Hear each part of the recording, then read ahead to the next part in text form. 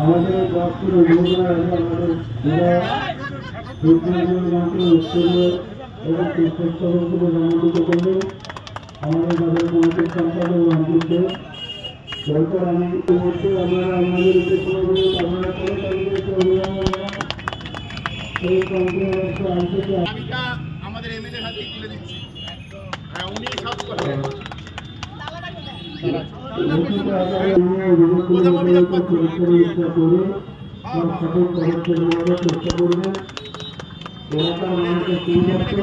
অভিযোগপত্র কিছু কিছু মানুষ ধরুন আমার কাছে অভিযোগ দিয়ে আসে বাড়িতে, ধরুন বাড়িটা এখান থেকে একটু দূরে হয়ে যায়, আর কিছু কাউন্সিলরদের কাছে যায়। এমন কিছু মানুষ আছে ব্যস্তবহুল জীবন তাদের, কিন্তু তাদের অভিযোগ আছে কিন্তু হয়তো দিতে পারছে না, যেতে পারছে না।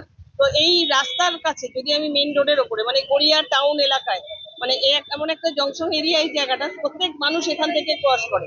তো আমি ভাবলাম যে আমাদের কাউন্সিলর আছে, সঙ্গে জয়ন্ত সেনগুপ্ত আছে, ভাবলো যে এখানে একটা যদি কমপ্লেন বক্স করা যায়। মানুষের তো এখন অনেক দুয়ারে সরকার, দুয়ারে বিভিন্ন প্রকল্প পৌঁছে যাচ্ছে, যদি তার সত্ত্বেও মানুষের যদি কিছু চাহিদা থাকে, যদি এই বক্সে দিয়ে দিতে পারে, আমরা তাদের আরো কিছু পরিষেবা যদি এক্সট্রা দিতে পারি, সেই একটা অভিনব উদ্যোগ নেওয়ার চেষ্টা করলাম যে মানুষের পরিষেবাটা আরো দ্রুত পৌঁছাতে হবে।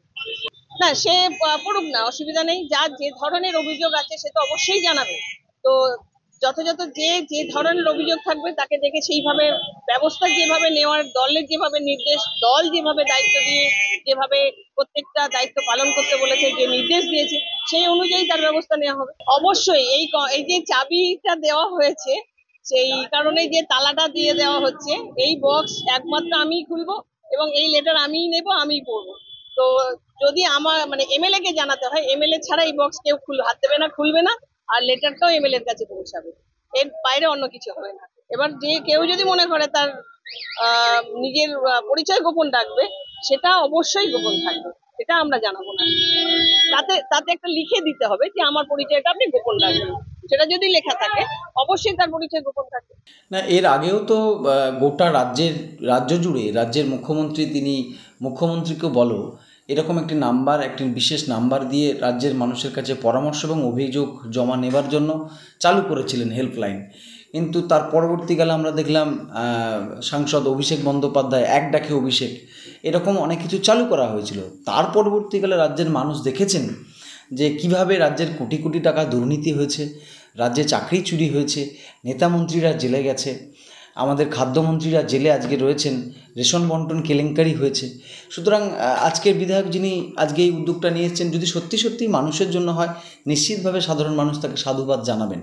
কিন্তু এটাও বুঝতে হবে, এই বিধানসভা জুড়ে পঞ্চায়েত থেকে পুরসভার বিভিন্ন ওয়ার্ড এবং গ্রাম পঞ্চায়েতগুলিতে যে পরিমাণ দুর্নীতির পাহাড় হয়ে আছে, তা এই বিধানসভার মানুষ কিন্তু সাধারণ মানুষও জেনে গেছেন।